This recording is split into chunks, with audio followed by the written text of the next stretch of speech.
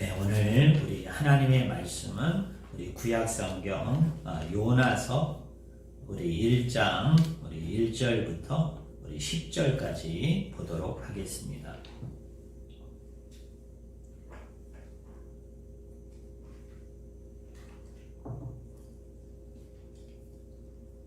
제가 가지고 있는 성경책은 1286쪽 우리 구약성경 요나서 우리 1장 1절부터 우리 10절까지 제가 읽어드리겠습니다.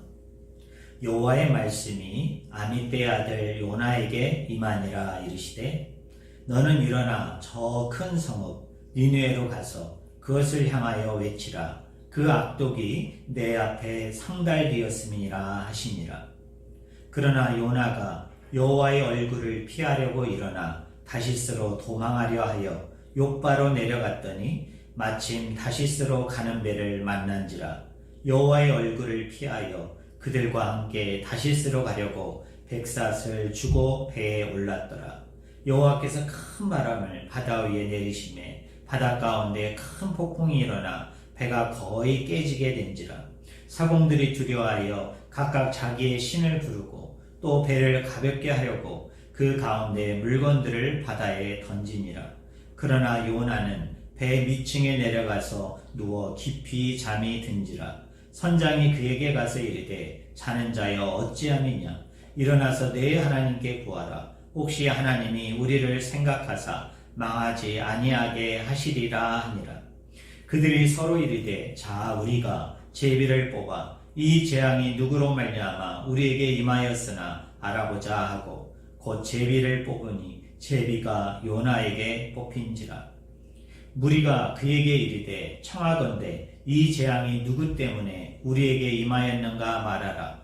내 생업이 무엇이며 네가 어디서 왔으며 내 나라가 어디며 어느 민족에게 속하였느냐 하니 그가 대답하되 나는 히브리 사람이요 바다와 육지를 지으신 하늘의 하나님 여호와를 경외하는 자로라 하고 자기가 여호와의 얼굴을 피함인 줄을 그들에게 말하였으므로 무리가 알고 심히 두려워하여 이르되 네가 어찌하여 그렇게 행하였느냐 하니라.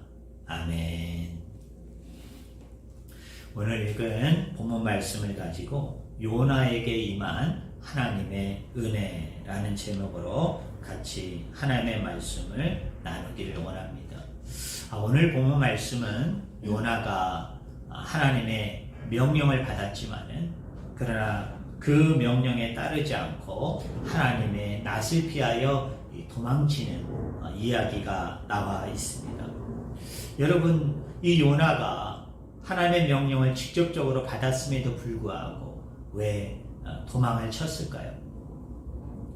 사실 우리가 이 요나서 1장 이 한 장만 보면 요나가 왜 하나님의 낯을 피해서 또 하나님의 얼굴을 피해서 도망을 했는지 우리가 잘 알 수가 없습니다.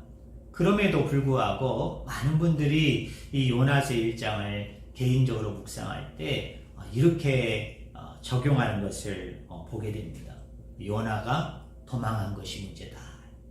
요나가 하나님을 피해서 불순종함으로 니느웨로 가지 않고 다시스로 간 것이 문제다. 이렇게 접근을 하죠. 또 어떤 분은 이렇게 설명합니다. 요나가 문제다. 요하고 나를 띄면 뭡니까? 나가 문제다. 그래서 내가 문제다. 우리가 문제다. 그렇게 접근하고 또 설명도 합니다. 하지만 우리가 이 요나가 왜 하나님의 얼굴을 피해서 니느웨로 가지 않고 이렇게 다시스로 갔을까? 왜 다시스를 향하여 내려갔을까? 그 이유는 요나서 1장에서 설명을 하고 있지 않기 때문에 사실은 우리가 그것을 추측하고 그것을 예단하고 또 그것에 나름대로 상상을 동원을 해서 이 해석을 하는 것은 좀 무리가 있어요. 물론 이제 우리가 연속으로 이제 다음 주에 우리가 요나서 2장을 보고 이제 그 다음 주에 우리가 이제 부활주의를 지키고요. 그 다음 주에 이제 요나서 3장, 4장을 쭉 내려가다 보면 요나가 왜 하나님의 얼굴을 피해서 이렇게 다시스로 도망했는가? 그 이유는 이제 그 후반부에 나옵니다. 그 뒷장에 나옵니다. 하지만 오늘 본문을 우리가 보면 이 요나가 왜 도망을 했는지 우리가 짐작하기 어렵습니다. 또 설명하기가 어렵습니다. 요나는 특별히 북왕국 여로보암 2세 때 활동하였던 선지자였습니다. 특별히 이 요나가 요나서에만 나오는 게 아니라 이 구약 성경에 보면 두 군데에 요나라는 이 선지자가 어떤 사람인가 소개가 되고 있습니다. 그 중에 하나가 열왕기하 14장 25절부터 27절을 보면 이 선지자 요나가 살아있을 때 자기 고국, 자기 민족을 향해서 예언을 하게 됩니다. 그 예언이 뭐냐면 이 북왕국이 앞으로 강성하게 되어질 것이다. 이 북왕국의 나라가 앞으로 강대하게 되어질 것이다. 그런데 놀라운 것은 뭐냐면 대부분의 이제 선지자는 자기가 살아있을 때 예언을 했는데 그 예언이 살아있을 때 성취된 것은 얼마 되지 않아요. 또 몇 명의 선지자에게 해당되지 않습니다. 대부분은 어떻습니까? 살아있을 때 예언을 했는데 이 예언한 것을 살아있을 때 보지를 못해요. 그 성취, 완성을 보지 못합니다. 사실은 선지자가 죽고 난 이후에 어떤 것은 수백 년의 역사가 지난 이후에 어떤 것은 수십 년의 역사가 지난 이후에 이제 그 예언이 성취되어지는 것을 우리가 성경을 통해서 알 수 있어요. 그런데 이 열왕기하 14장을 보면 놀라운 것은 뭐냐면 요나가 자기가 살아있을 때 자기 나라가 부유하게 되어질 것이다. 자기 나라가 부강하게 되어질 것이라고 예언을 했는데 놀라운 건 뭐냐면 이 사람이 살아있을 때 그 예언의 성취를 봅니다. 여러분 그 예언이 성취되어진 것을 이 요나가 보게 돼요. 그러니까 우리가 한번 상상을 해봅시다. 자기 민족, 자기 고국이 멸망당할 것이다. 아니면 심판당하게 되어질 것이다. 아니면 지금은 아니지만 이제 몇 년이 못 돼서 몇십 년이 못 돼서 몇백 년이 못 되어져 이 나라가 멸망당하고 심판되어질 것이다. 이렇게 예언을 했던 예레미야 선지자라든지 몇몇의 선지자는 어떻게 됐어요? 백성들이 그 심판에 대해서 거부했어요. 받아들이지 않았어요. 그리고 선지자를 핍박했습니다. 선지자를 갖다가 옥에 가두었어요. 때로는 선지자들을 죽이기도 했어요. 그런데 요나는 어떻습니까? 나라의 멸망, 나라의 심판을 예언했던 선지자가 아니라 하나님께서 그에게 예언을 주셨는데 그 예언이 뭐예요? 자기 나라가 부유하게 될 것이다. 자기 나라가 부강하게 되어질 것이다. 그리고 그 예언이 자기 살아있을 때 성취되고 완성된 것을 본 거예요. 그러니까 왕이 어떻게 했어요? 이 요나라는 선지자를 갖다가 얼마나 여러분 높이 들어서 여러분 칭찬하고 또 높이 들어서 이 사람을 갖다가 세워줬겠어요. 또 많은 백성들도 어떻습니까? 여러분 나라가 부유하고 부강해진다는 그 소식, 그 좋은 소식이죠. 기쁜 소식이죠. 그리고 예언한 대로 정말 자기 나라가 부유해졌거든요. 부강해졌거든요. 그러니까 백성들의 많은 지지와 또 많은 여러분 칭찬을 한 몸에 받았던 선지자가 누구냐? 그 사람이 요나 선지자예요. 한마디로 요나 선지자는 어떤 사람이에요? 가진 것이 많은 사람이었습니다. 잃을 것이 정말로 많은 사람이었죠. 그런데 이 요나 선지자와 동시대에 활동했던 선지자가 몇 사람이 있는데 그 중에 대표적인 한 사람이 누구예요? 아모스 선지자입니다. 그런데 아모스 선지자는 어떻습니까? 자기 나라, 자기 민족의 멸망을 예언했거든요. 여러분 심판을 예언했습니다. 물론 자기 당대에는 그 예언이 성취된 것을 보지를 못합니다. 아모스 선지자가 죽고 난 이후에 한참 지나고 나서 우리가 잘 아는 것처럼 이 북이스라엘 나라가 멸망을 당해요. 여러분 심판을 당합니다. 그런데 살아있을 때 자기 민족, 자기 나라의 심판을 얘기하고 멸망을 얘기하는데 어떤 왕이 여러분 그것을 좋아했겠어요? 또 백성들이 얼마나 그 예언을 받아들이고 얼마나 그 예언에 여러분 호응했겠습니까? 특별히 우리가 아모스서를 보면은 많은 백성들이 그 예언을 듣지 않아요. 도리어 선지자를 핍박합니다. 도리어 선지자를 야유합니다. 그리고 도리어 선지자의 활동을 갖다가 여러분 방해하거든요. 그게 누구예요? 요나와 동시대에 활동했던 아모스 선지자예요. 그런데 요나는 아모스 선지자하고 비교해 봤을 때 어떻습니까? 왕의 존경을 받습니다.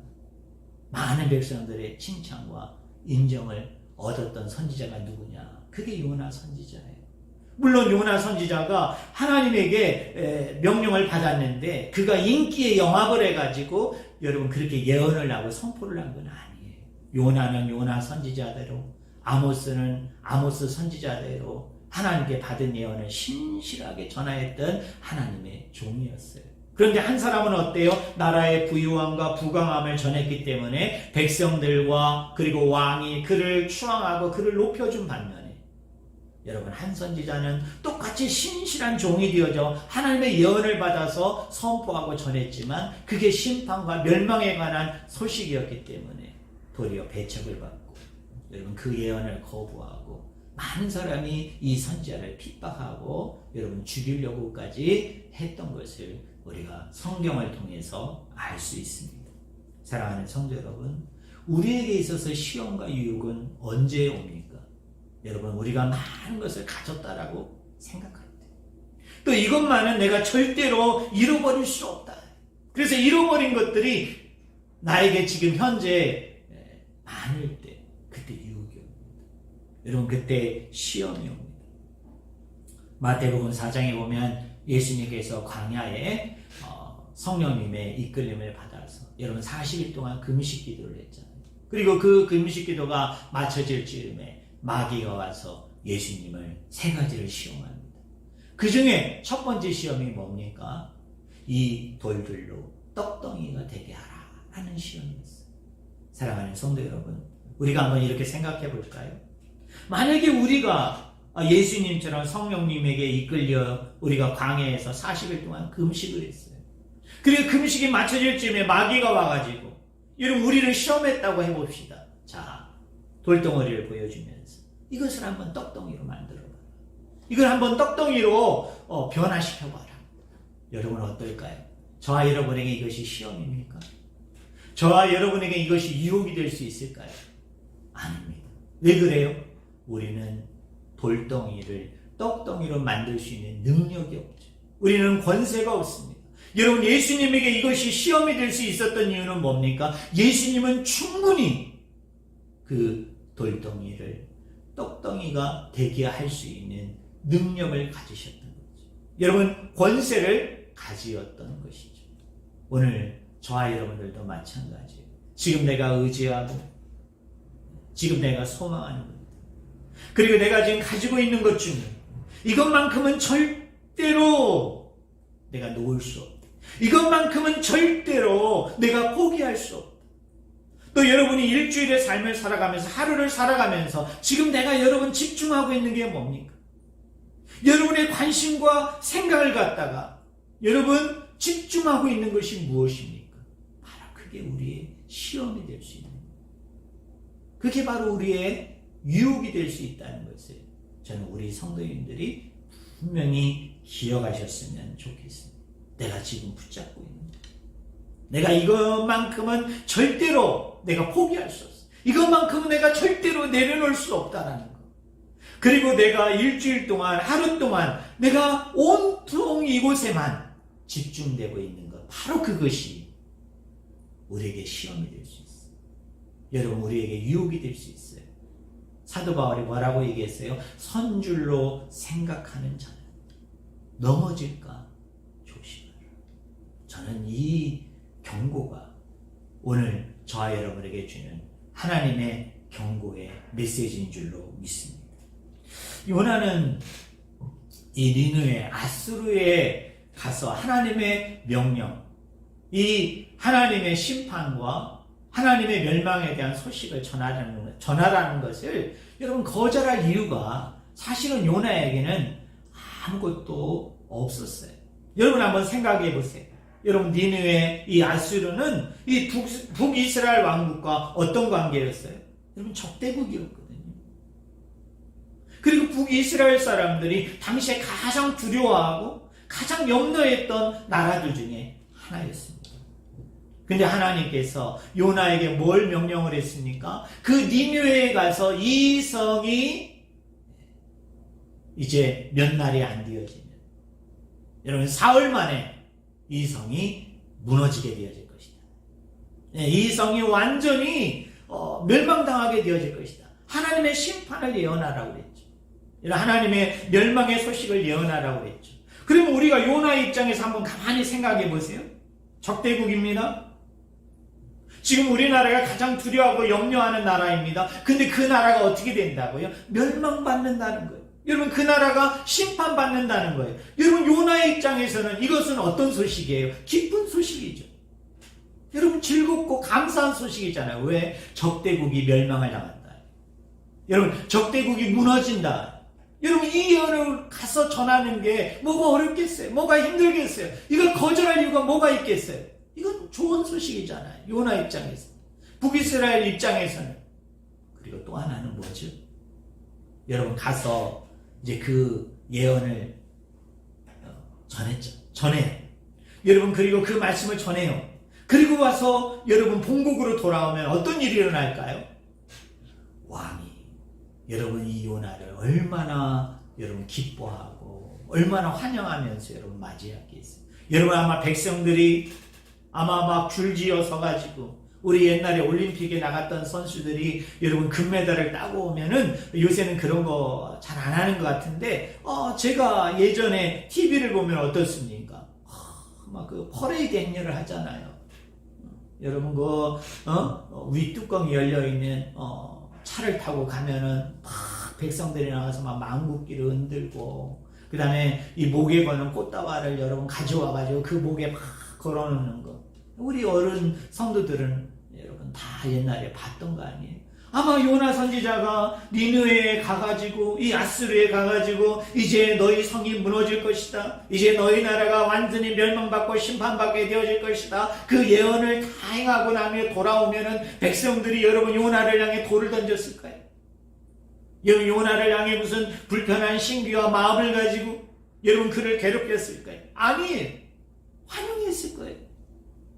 여러분, 얼마나 백성들이 그 요나를 막 추앙하고 높여줬을 거 아니에요. 그리고 또 하나는 뭡니까? 하나님의 명령이잖아요. 하나님의 직접적인 명령이었어요. 여러분, 요나는 선지자예요. 여러분, 선지자로서 이 하나님의 명령을 받고 하나님의 직접적인 명령을 받았는데, 여러분 이 명령을 내가 거절하고, 여러분 이 명령을 내가 무시하고, 여러분 그것을 안전한다는 것은 그건 쉬운 일이 아니죠.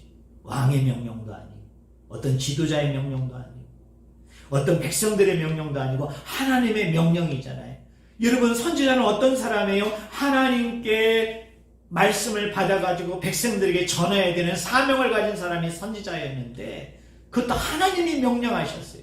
하나님이 그렇게 분부하셨어요. 여러분, 이것을 거부하고 거절한다는 게 여러분 쉬운 게 아니었잖아요. 그럼에도 불구하고 이 요나는 어떻습니까? 하나님을 피해서 여러분 니느웨로 가지 않고 어디로 가요? 다시스로 여러분 내려갑니다.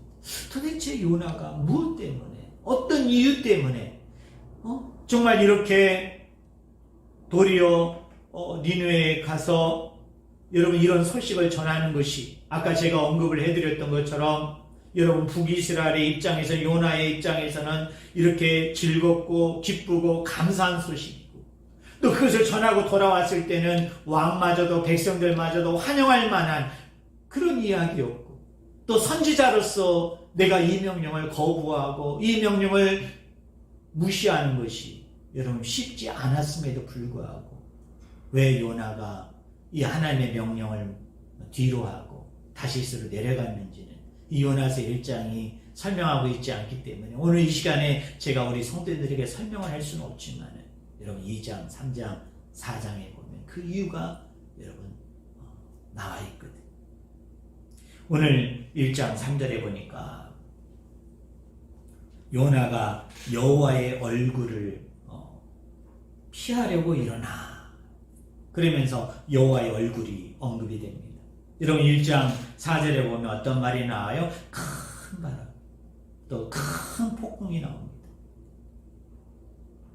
여러분, 이 하나님의 얼굴, 또 큰 바람, 큰 폭풍, 우리 성경을 많이 읽으신 분들은 여러분 이 단어만 딱 들어도 어떤 사건이 여러분 머릿속에 떠올라야 됩니다.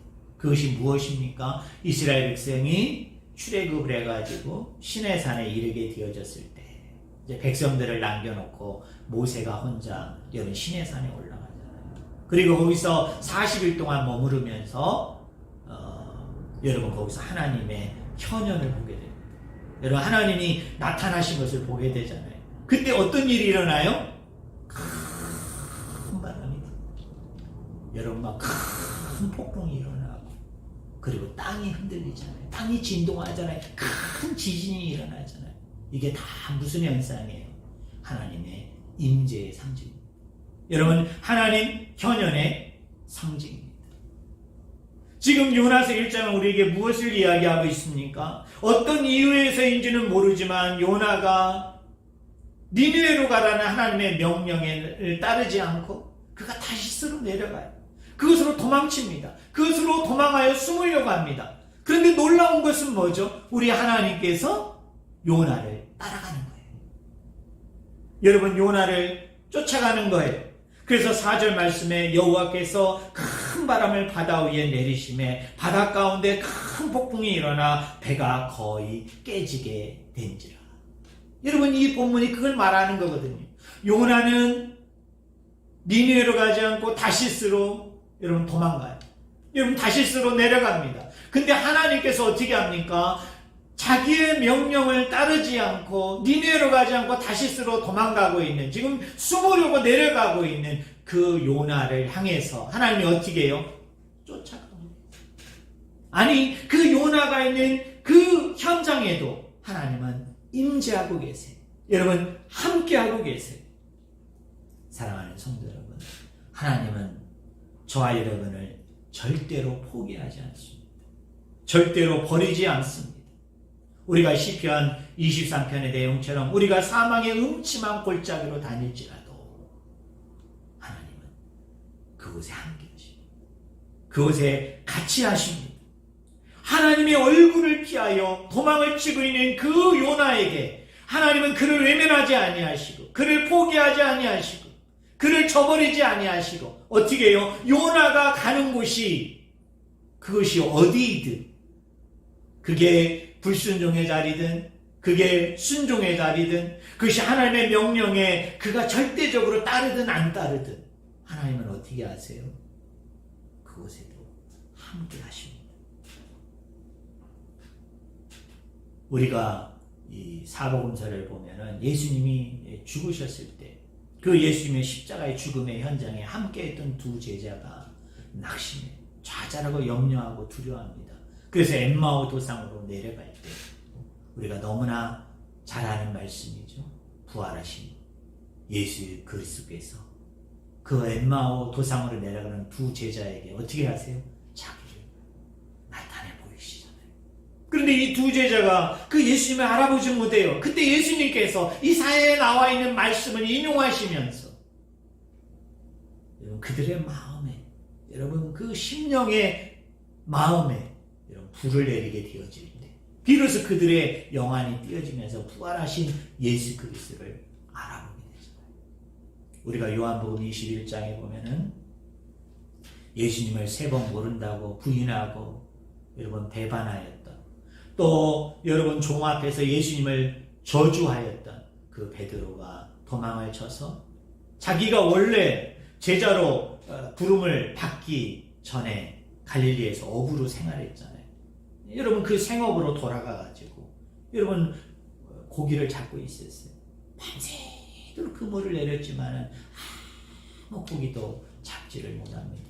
그래서 이 베드로가 지친 몸을 가지고 여러분 그 바다 그 갈릴리 호수를 여러분 지나서 이 뭇가로 나오게 되어질 때 예수님께서 어떻게 하세요? 여러분 숯불에다가 생선을 구워가지고 그 배고픔에 그 추위에 떨고 있는 그 제자들을 먹이시잖아요. 그리고 예수님이 그 유명한 질문을 하지 않습니까? 네가 이 사람들보다 나를 더 사랑하느냐? 주여, 내가 주를 사랑하는지 주께서 아시나이까? 내 양을 먹이라. 내 양을 치라. 그러면서 여러분 그 일련의 기사가 나온 것을 알 수 있어요. 사랑하는 성도 여러분, 우리 한번 생각해 보시겠습니까? 예수님께서, 그 부활하신 예수님께서 그 갈릴리 바닷가에 여러분 언제 와 계셨을까요? 여러분, 베드로와 그의 형제들, 그의 일행들이 밤새도록 그물을 내렸지만 고기를 잡지 못하고 여러분 돌아왔잖아요. 여러분, 그 제자들이 고기를 잡지 못해가지고 지쳐있을 때, 피곤해 있을 때, 낙심하고 여러분 두려워 떨고 있을 때, 그들이 뭇가에 도착했을 때 바로 그때 예수님이 여러분 그 현장에 나타나셨을까요? 저는 그렇게 생각하지 않습니다. 우리 예수님이 그 갈릴리 바닷가에 언제 여러분 그곳에 나타나셨을까요? 제자들이 그 갈릴리 바다 한가운데에서 여러분 그물을 내리면서 여러분 수십 번 그물을 내렸겠죠. 그 모든 것을 예수님은 그 무태에 서셔서 그것을 보시고 계십니다. 여러분 그것을 지켜보고 계셨을 거예요. 그런데 그 중에 베드로라는 제자는 어떤 제자입니까? 예수님을 3번 모른다고 부인했어요. 배반했어요. 그리고 종들 앞에서 예수님을 저주했던 제자였어요.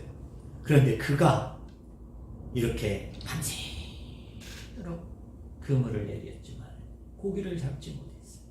낙심하고 좌절하고 두려워 염려할 때 우리 예수님은 어떻게 하십니까? 그 영혼을 포기하지 아니하시고 그 영혼을 버려두지 아니하시고 여러분 그 영혼을 만나주시잖아요.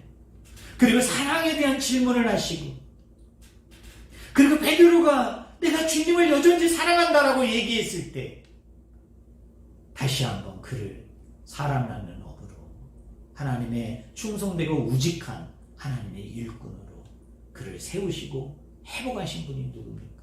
그분이 예수님입니다. 그분이 여러분 하나님 아버지이십니다. 오늘 본문 말씀에 나오는 요나도 마찬가지 아닙니까? 니느웨로 가야 되는 요나가 도리어 그 명령에 불순종하고 도리어 하나님의 얼굴을 피하여 지금 도망쳐 내려가고 있어요. 여러분 다시스를 향해 가고 있습니다. 배 위에 있습니다. 근데 하나님께서는 어떻게 합니까? 그곳에 함께 하세요. 그곳에 같이 하고 계십니다. 그것이 바로 저와 여러분이 믿고 있는 하나님 아버지이십니다. 사랑하는 성도 여러분, 우리는 하나님의 손을 놓을 수 있습니다. 우리는 하나님에게 우리의 등을 보일 수 있습니다. 우리는 베드로와 똑같이 하나님을 부인할 수 있어요. 배반할 수 있어요. 우리는 어쩌면 어떤 상황에서는 우리 하나님을 원망하고 불평하고 저주할 수도 있어요. 그런데 놀라운 게 뭔지 아세요? 내가 붙잡은 하나님의 손은 내가 놓을 수는 있지만은 하나님께서 저와 여러분의 손을 붙잡고 있는 그 손은 절대로 놓지 않고 있다는 사실을 저는 오늘 우리 성도님들이 분명히 깨달으시기를 주님의 이름으로 간절히 축원을 드립니다. 오늘날 우리 민족뿐만 아니라 전 세계가 코로나19로 인하여 지금 얼마나 많은 분들이 그 전염이 되어질까. 그걸로 인해서 두려워하고 염려하고 있습니다. 또 정말 이 치료제가 언제 개발이 되어질지, 치료제가 언제 여러분 마련이 되어질지 전혀 가늠하고 예측할 수 없는 상황에 우리가 처해 있잖아요. 그리고 우리의 일상이 너무나 많이 바뀌었기 때문에 사실 뭐를 해도 여러분 불안하잖아요. 염려스럽잖아요. 그러나 사랑하는 성도 여러분, 우리는 분명히 믿으셔야 됩니다. 이런 상황에서도 우리 하나님은 우리와 함께 하세요. 저와 여러분의 영혼을 꽉 붙잡고 계십니다. 그 하나님의 손이 우리를 붙잡고 있기 때문에 절대로 하나님은 그 손을 놓지 않기 때문에 우리가 어떤 상황과 어떤 처지와 어떤 힘들고 고달프고 때로는 죽음의 그 위협 가운데 우리가 내어물림을 당한다 할지라도 하나님의 때가 되어지면 아버지의 손에 의해 건져냄을 받을 수 있다는 것을 분명히 믿으시고 확신하는 우리 모든 성도님들이 되기를 예수 그리스도의 이름으로 간절히 축원을 드립니다. 오늘 1장 7절부터 10절에 보면 하나님이 요나로 하여금 니느웨의 악에 대한 심판 예언을 하라고 했는데 도리어 요나가 어떻게 합니까? 악을 행합니다. 여러분 1장 12절에 보면 이렇게 얘기하죠. 그가 대답하되 나를 들어 바다에 던지라. 그러면 바다가 너희를 위하여 잔잔하리라. 너희가 이 큰 폭풍을 만난 것이 나 때문인 줄을 누가 안다고요? 내가 안다. 여러분 타시스로 내려가는 여러분 배를 요나가 타고 있는데 갑자기 막 폭풍이 불잖아요. 여러분 큰 바람이 여러분 불어와가지고 막 배가 뒤집혀가지고 다 죽을 것 같아요. 그러니까 그곳에 탔던 이 선원들 또 여러분 하나님을 알지 못하고 있는 사람들이 다 자기의 신을 막 불러가면서 이곳에서 자기를 구원해주고 이곳에서 자기를 건져내기를 간절히 구했지만은 여러분 응답이 없어요. 그런데 한 사람은 이것을 아는 거예요. 왜 이 재앙이 왔는가? 왜 이런 어려움들이 오게 되어서 우리 모두가 죽게 되어졌는가? 그 한 사람은 누굽니까? 요나는 알았던 거예요. 누구 때문에? 나 때문에. 뭡니까? 내가 행한 악 때문에. 내가 행한 죄악 때문에 결국 죽게 되어졌다는 것을 그는 알게 된 겁니다. 그런데 놀라운 건 1장 17절입니다. 여호와께서 이미 큰 물고기를 예비하사 요나를 삼키게 하셨으므로 요나가 밤낮 3일을 물고기 뱃속에 있느니라. 이게 이제 성경에서 이제 이 기법이거든요. 이게 이제 대전환이 일어나는 거죠. 여러분 대반전이 일어나는 거죠. 사실은 이 1장 16절과 1장 17절 요 사이를 우리가 살펴보면은 이해가 안 되죠. 이게 쉽게 납득이 안 돼요. 왜 그러느냐면 우리가 1장 1절부터 1장 17절까지 말씀을 쭉 읽어보면은 요나가 회개했다는 말이 없어요. 요나가 자신의 불순종에 대해서 하나님 앞에 눈물을 흘리면서 죄를 뿌려가면서 여러분 살려달라고 그가 간절히 기도한 것이 여러분 나와 있지 않아요. 그런데 갑자기 반전이 일어납니다. 대전환이 일어납니다. 어떤 일이 일어나요? 여호와께서 큰 물고기를 예비하사 요나를 삼키게 하였다. 사랑하는 성도 여러분, 우리 한번 질문해 볼까요? 여러분 여기서 큰 물고기는 심판입니까? 아니면 구원입니까? 지금 요나가 하나님의 명령에 불순종해서 다시스로 내려가다가 여러분 그 큰 바람이 불고 폭풍이 일어나요. 근데 이 선원들과 사공들은 왜 이런 일이 일어났는지 전혀 알지 못하고 막 어리둥절해하고 여러분 살려고 자기 신을 부르고 그 원인을 찾으려고 막 이리저리 분주하게 돌아다녔지만은 전혀 해답을 찾지 못해요. 원인을 찾지 못해요. 근데 요나는 알았어요. 자기의 행한 악 때문에, 자기가 행한 그 죄악 때문에 이 재앙이 왔다는 걸 알게 되어졌잖아요. 그런데 요나가 회개했다는 말이 없어요. 요나가 돌이켰다는 말이 없어요. 아니, 내가 이제 잘못했으니까 하나님 내 목숨을 구원해주면은 내가 니느웨로 아수르로 가가지고 내가 하나님이 나에게 원래 주셨던 그 메시지, 그 심판과 그 멸망에 대한 메시지를 그들에게 전할게요. 이런 다짐이 없어요. 고백이 없어요. 그런데 갑자기 여러분 17절에 대반전이 일어나요. 대역전이 일어나요. 하나님께서 큰 물고기를 예비하사 준비하사 요나를 집어 삼킨 거죠. 여러분 이 큰 물고기는 심판이 아니라 뭡니까? 구원의 메시지입니다. 여러분 요나에게 있어서 이거는 구원의 사건인 거죠. 사랑하는 성도 여러분, 죄와 허물로 말미암아 멸망받고 심판받을 수밖에 없는 저와 여러분을 위해서 우리 하나님께서는 이 십자가의 죽음을 예비하고 준비해 놓으셨어요. 그리고 자기의 사랑하는 독생자 아들 예수 그리스도를 이 땅에 매달아 죽게 하심을 통해서 그 은혜로 말미암아 그 사랑으로 말미암아 오늘 저와 여러분이 구원과 영생을 얻을 거거든요. 근데 우리가 이 시간에 분명히 기억해야 될 것은 그 십자가의 사랑의 원인이 우리가 아닙니다. 여러분, 그 십자가의 사랑을 일으키셨던 이 하나님의 이 모든 이 행동의 동기가 오늘 저와 여러분이 아니에요. 뭐 우리가 예를 들자면 예수님을 이 땅에 보내주시고 또 우리가 하나님 앞에 그렇게 기도한 게 아니잖아요. 십자가에 매달려 죽게 해주세요. 그리고 그곳에서 많은 피를 흘리게 해주세요. 결국 그 피값으로 말미암아 우리가 죄사함을 얻고 구원받기를 원합니다. 하나님 그렇게 해주세요. 우리가 기도했기 때문에 뭔가 우리가 하나님 앞에 뭔가 사인을 보내고 뭔가 아버지 앞에 우리가 정성을 보이고 뭔가 거기에 선한 동기와 의지를 우리가 아버지 앞에 보였기 때문에 하나님께서 우리를 눈여겨보시고 마음에 감동을 얻으셔가지고 이 땅에 예수 그리스도를 보내시고 십자가에 죽게 하심을 통해서 그것을 바라보고 믿는 자들마다 다 구원과 영생을 허락해 준 게 아니라는 거예요. 하나님의 사랑의 행위는 그분 자신에게 원인입니다. 여러분, 그분 자신에게 동기가 있는 거예요. 어떤 우리의 선함에 의지해 있지 않습니다. 어떤 우리의 선함에 동기에 있지 않습니다. 오늘 본문 말씀에 나오는 요나가 오늘 저와 여러분에게 그것을 말하는 겁니다. 하나님의 큰 물고기를 예비하사 요나를 집어삼킨 것은 하나님의 전적인 의도였습니다. 하나님의 전적인 의지였습니다. 무엇입니까? 불순종함으로 니느웨를 떠나 다시스로 내려가는 그 요나를 하나님은 포기할 수 없는 거죠. 하나님은 그 영혼을 저버리지 않으신 거예요.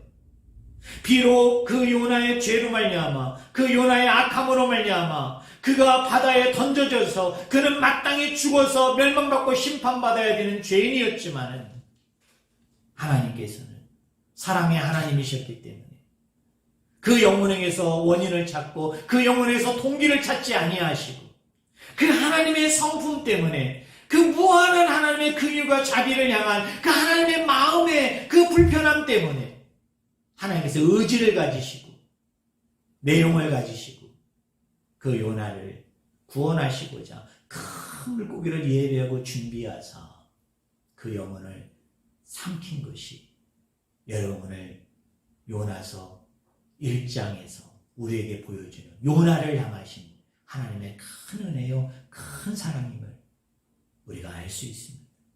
사랑하는 성도 여러분, 우리의 구원은 우리에게 있지 않습니다. 우리에게 어떤 원인이나 우리에게 어떤 동기도 없습니다. 전적인 하나님의 은혜, 전적인 하나님의 사랑입니다. 저는 우리 성도님들 이것을 꼭 믿으시고 언제나 이 하나님의 은혜, 하나님의 사랑을 기억하고 정말 아버지 앞에 예배자로서 예배하고 찬양하고 감사할 뿐만 아니라 우리가 어떤 고통과 어떤 어려움과 어떤 힘든 가운데 속에서 아까 제가 언급해드린 것처럼 우리가 붙잡은 하나님의 손은 내 의지에 의해서 내 노력에 의해서 놓을 수 있지만 그러나 나만 하나님을 붙들고 있는 것이 아니라 하나님도 내 손을 잡고 계세요. 근데 하나님은 절대로 그 손을 놓지 아니합니다. 그렇게 우리가 위로를 받을 수 있고 힘과 용기를 낼 수 있는 거예요. 저는 이 어려운 시기 여러분 이 어려운 시간들을 우리가 보내면서 이 요나서 1장을 통해서 요나에게 보여주신 이 하나님의 은혜, 하나님의 사랑을 기억하시고요. 담대함으로 아버지 앞에 순종하고 복종하고 행해나가는 우리 모든 성도님이 되기를 주님의 이름으로 간절히 축원을 드립니다.